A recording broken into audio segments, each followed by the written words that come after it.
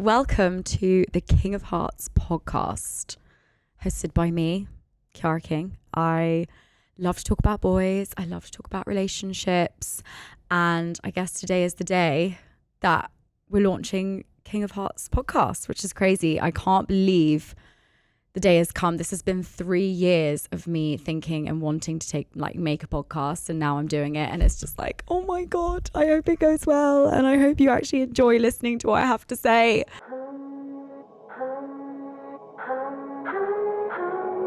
If you love me, let me fly away. Maybe I'll come back to you. Maybe I won't.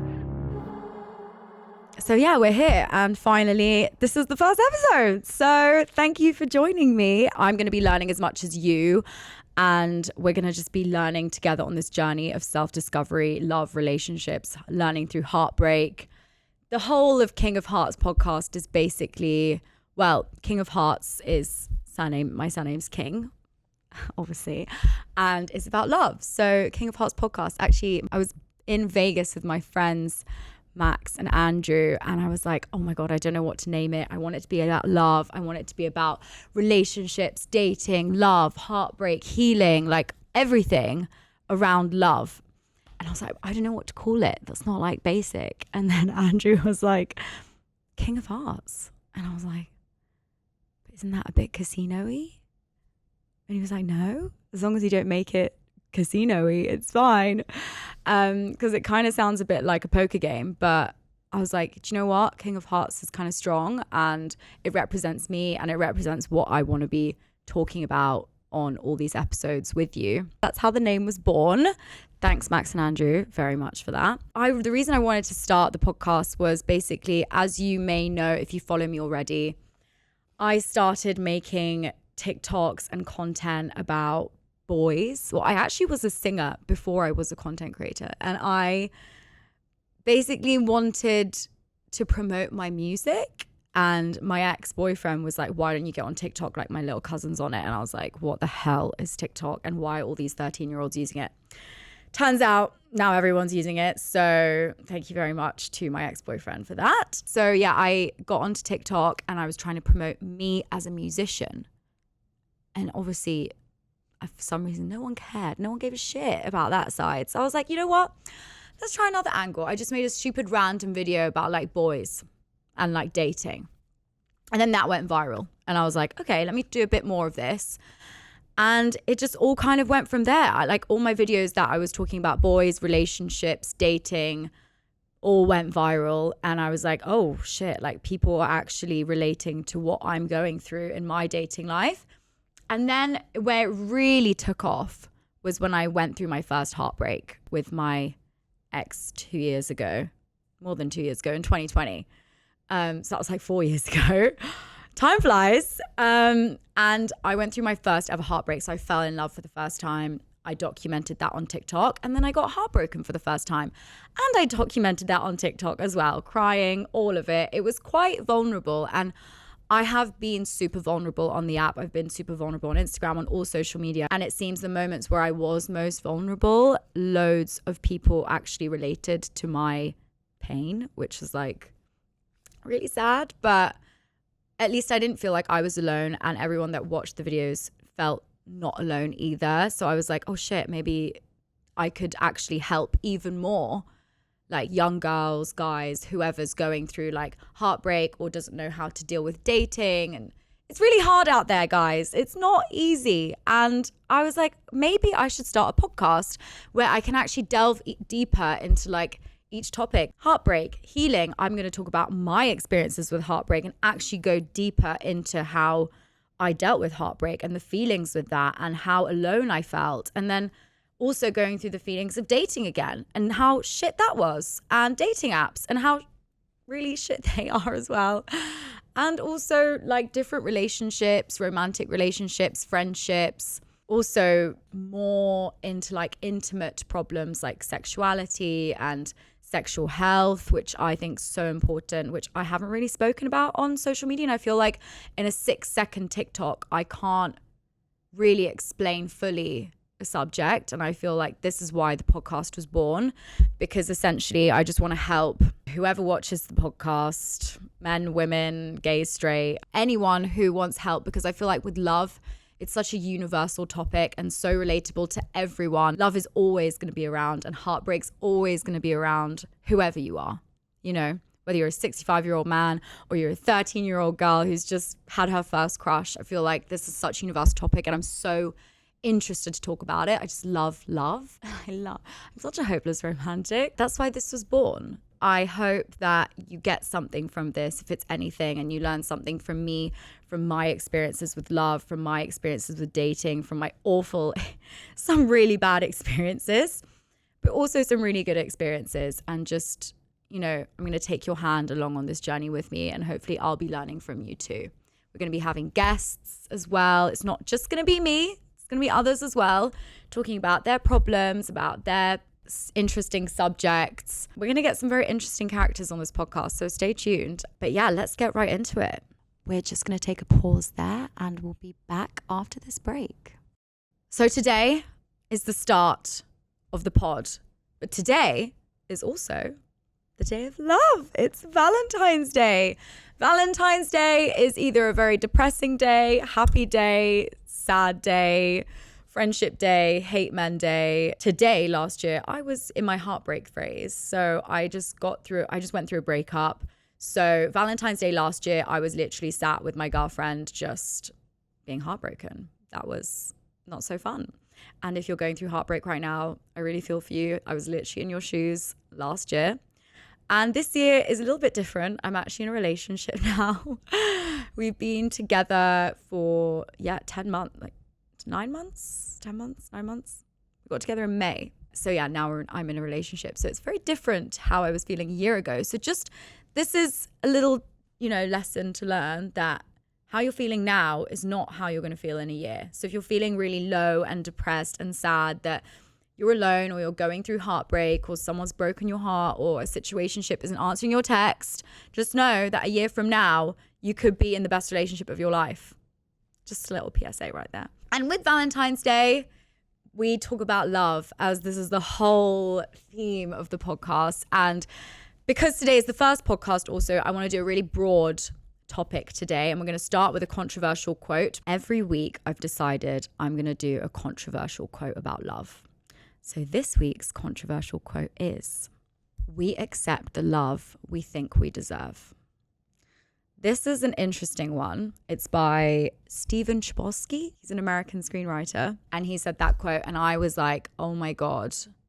At first I would have thought that's not true, because you can get, I agree and disagree with the quote of like, we accept the love we think we deserve, because obviously you could be in an abusive relationship and no one deserves that, no one should accept that. And you could be in a really manipulative, emotionally abusive relationship and obviously get out of that, and you shouldn't accept that.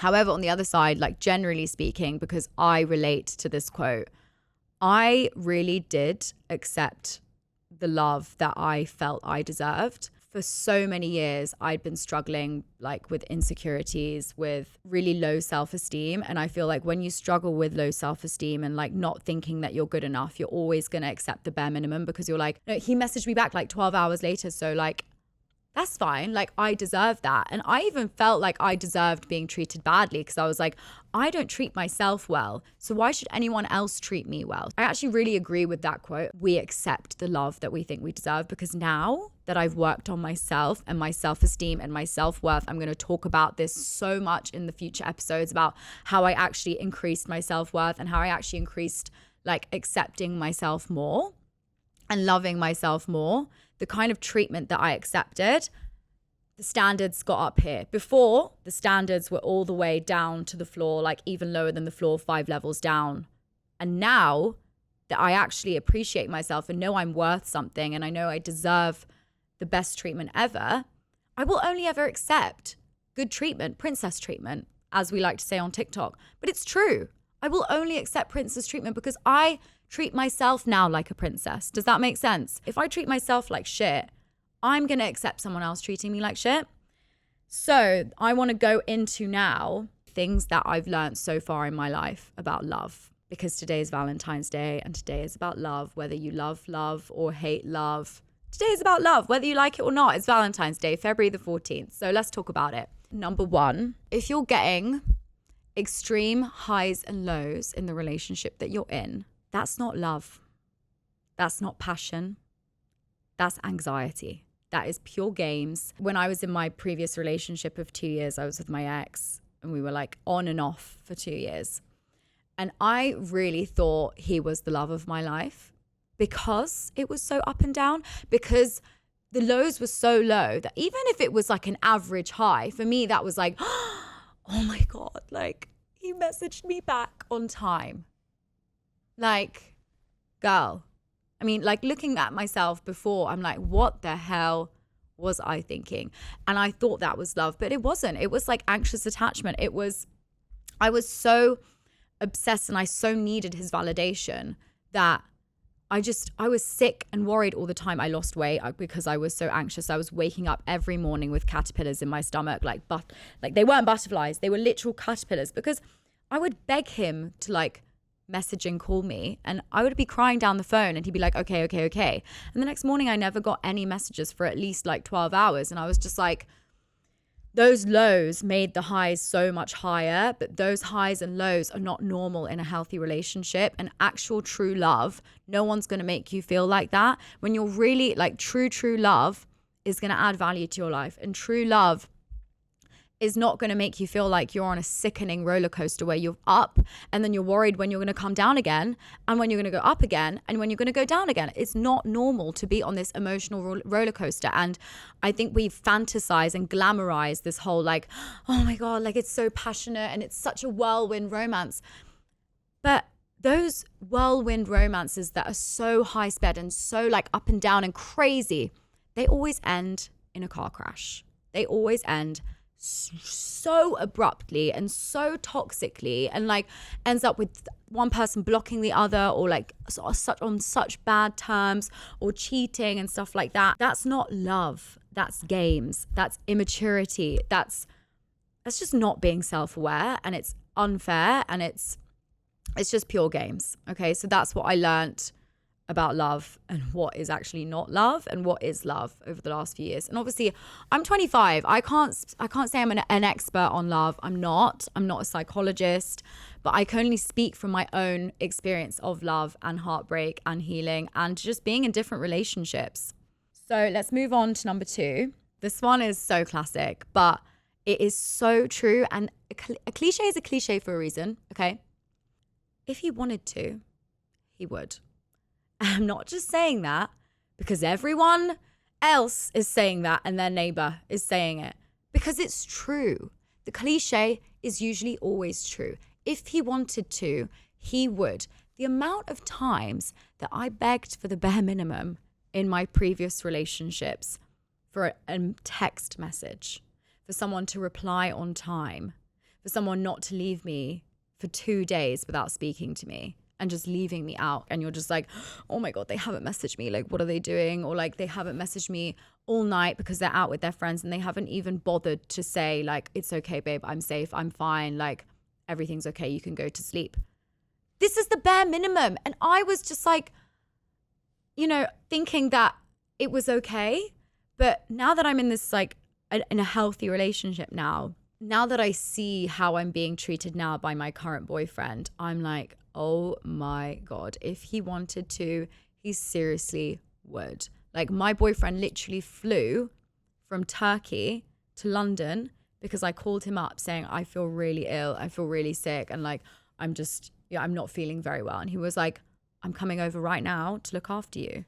He flew from Turkey to London, 4-hour flight. It's not a small thing, it's not a small gesture. Like, a man, if he really wants to do something, he's going to do it. If he really cares about you, he's going to do everything in his power to make you feel good. And if he doesn't really care about you, unfortunately, he's not going to do what you want him to do because he doesn't really care. If a guy is giving you mixed signals, unfortunately, he doesn't care enough. A man will show you if he cares about you through his actions, not his words. Women, we love words, but men, if they want to show that they are like serious about you, they're not going to give you words. They're actually going to give you action. And that I had to learn as well. Like if he wanted to, he really, really would. Okay, next thing. This is a weird one because I'm still learning this right now in my current relationship. Because I had this idea in my head about like what actually is love. What is that feeling of love? And my idea of what love used to be is definitely not what love is now. I thought that love was this like fairy tale description that they show in the Disney movies of like love at first sight, of like that Prince Charming that's going to sweep you off your feet, of that guy who's just going to fix all of your problems because you have so many problems and I have so many problems. And that once I meet that one guy, he's going to come here and he's going to sweep me off my feet and we're going to ride off into the distance and my life is going to be perfect for the rest of my life because I've met the love of my life and now my ending is complete. Really sorry to break it to you. That's not really how it works and that's not real. And I had to come to that understanding as I was healing from my past relationship because I realized that in a good way, actually, love is not actually those like highs and lows of that like, oh my God, like I would literally die for you kind of love. It's not supposed to be like that. It's supposed to be, I mean, obviously love is different for everyone, but romantic love, what I found, like real love is unconditional. There's no conditions to love. There's no ifs, no buts, no if you do this, then I'll love you. If he buys me a gift, then I'll love him. If I buy him a gift, then he'll love me. What I was doing was I actually, in my past relationships, I was buying my ex-boyfriends love because I didn't think I was worthy. So what I would do, I would buy them tons of Christmas presents. I would buy them the nicest birthday presents for their birthday. I'd do everything in my power to like gift them. And maybe gifting isn't my love language, but I was just like doing it, everything. I was jumping through all the hoops because I thought that's how I would get them to love me. But it doesn't work like that. Love is unconditional. Love, it will always be there. And also, love is not this like explosive, it might be in the beginning. It's not this explosive, I would kill for you and I would die for you and I would not be able to breathe without you. That's not really what real love is. I feel like that's more infatuation. Real love is more of a calm knowing, a calm, deep understanding that this person really cares about you. And love, actually, for me, is less in the words and more in the actions. Like, my exes used to just chat a load of shit. Like, you know, you're going to be my wife one day. I'm going to marry you. I'm going to do this for you. Like, basically just love bombing, you know? But none of those words actually, like, had any concrete actions behind them. Whereas now, in my current relationship, he never says, like, obviously he says I love you, but he's never like, I'm going to do this for you and I'm going to do that for you and I'm going to take you here and I'm going to take you there. He doesn't do any of that. I don't even ask him. He just does it. He puts the action in. You know, there was once I was flying back from New York. I was coming back from work back to London and I was like, oh, I really miss you and whatever. And like, I'm going back to London and then I'm not going to see you because we're in a long distance relationship. And he's like, oh, that's really sad. Like, I won't see you for another week. And like, I get to the airport, I land in London and I get to the arrivals and he's there with flowers. Like, he surprised me at the arrivals. And for me, it's like, honestly, I love the arrivals at Heathrow Airport. If you know, I'm like such a hopeless romantic. Like, I just love people like greeting each other at the arrivals in the airport. I think it's just so sweet, like family members, friends, like lovers, whatever. And like, he listened to that and he actually did it. He flew into London like 4 hours before I did. And he got to the arrivals with flowers and he was there. That is an act of love. That is really love. Like, that is, it's all in the actions, you know? And I'm not saying that love at first sight isn't real. It is real, but it's very, very, very rare to get that whole love at first sight thing. And most of the time, the reality of it is you don't really know if you love someone for the first like 2 seconds of meeting them. You learn to love someone and you get to know someone and then you love them, because how can you love someone that you don't know? You can obviously be physically attracted to them. Yeah, that's for sure. When I first met my boyfriend, I was like, oh my God, He's so fit. I was like, wow, he's really nice. Yeah. But I wasn't in love with him at first sight. No, it took me time, especially because I had been heartbroken and I had, you know, in a sense, even now, I still do kind of a little bit have my walls up in my current relationship because I feel like when you're heartbroken that bad, you're never going to be the same after that. And like, I put my walls up so high because I was like, I physically can't go through that pain again. It was like being torn up into a million pieces and putting back the pieces together. And it takes time. In a sense, like my current relationship is also healing me. I feel like you can, you know, I will say this in future episodes, like, you know, you have to heal on your own and whatever. You can get to a certain point healing on your own, but actually being in a really healthy relationship can also accelerate that healing because that partner is going to teach you what it's like to be actually treated well. So this is kind of what my current relationship is. He's literally healing me from the inside out. And I know that's so cringe, but that's kind of what is happening and what I'm learning at the moment. The last thing I learned about love so far in my life, stop expecting a guy to give you everything. Like, stop expecting a guy to give you all the love that you need. If you put that expectation on another person, that's like way too much pressure. I used to think, oh my God, you know, romantic love is all I need. And like that love is going to push me and that's going to be like the be all and end all. And all the love I need is going to be from my partner. But that's also not true. Love really is all around. Like, you know, the Love Actually quote by Hugh Grant, love actually is all around. It actually is all around. Obviously, like, I love my boyfriend, don't get me wrong, and like I get that love from him, but it's not like that, oh my God, like all encompassing love. I also get my love from my friends, and you can get your love from your family, and you don't just have to get your love from a boyfriend. You can get your love from dogs, from cats, from animals, from nature. Love literally is all around. You can even get love from food. I love food so much and I get so much love from food and from my dog. Like, I don't need all of that from my boyfriend, and it would be a little bit toxic to expect all the love that you get in your life from a boyfriend or a partner or a husband or a situationship. It's just too much. I can't expect my boyfriend to give me all the love that I need in my life. It's just not feasible. It's not realistic. Being in this current relationship, I feel like I'm balancing all of my relationships and like realizing that love really is all around and that I don't need to expect everything and anything from my boyfriend. I don't need to expect all that love from him. I can get it from my family. I can get it from my friends. I can get it from like literally nature, going out for a walk. Like, all of that is love. It doesn't just have to be romantic. And I feel like in today's society, we're pressured so much to like put all of that into a partner and expect all of those things from a boyfriend. And that's just not realistic. Like, your boyfriend can't give you everything. Your girlfriend cannot give you everything. And it's also unfair for that person to give you everything, because when they like have a bad day or something, you can't just be like, oh my God, that's it, that's everything. Like, you just like, you're the worst person in the whole world. Like, where am I going to get my love from now? What happens if you break up?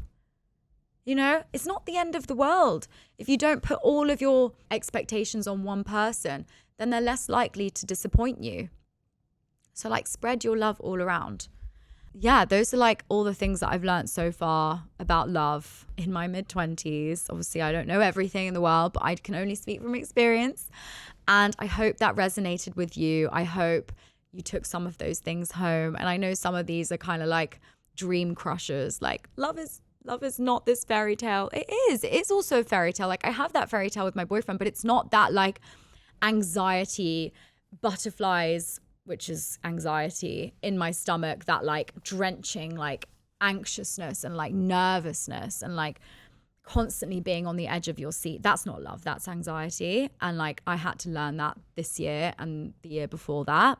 I love love and I'm such a hopeless romantic. And I just think if you see life with the glass half full, it's just so much better. And that goes for relationships, friendships, your relationship with yourself. Like, the moment you start to see that love actually is like all around, it doesn't have to just be in a relationship, then you'll start to be happier and like being less expectant of everyone else. I hope you enjoyed this love-filled episode about love and all things about that. And if you want to subscribe or watch the next ones to keep in the loop, we're going to be putting out episodes every Wednesday, which is crazy. And I can't believe this is actually happening. Thank you for listening. And I'll hopefully see you next week. Maybe I won't.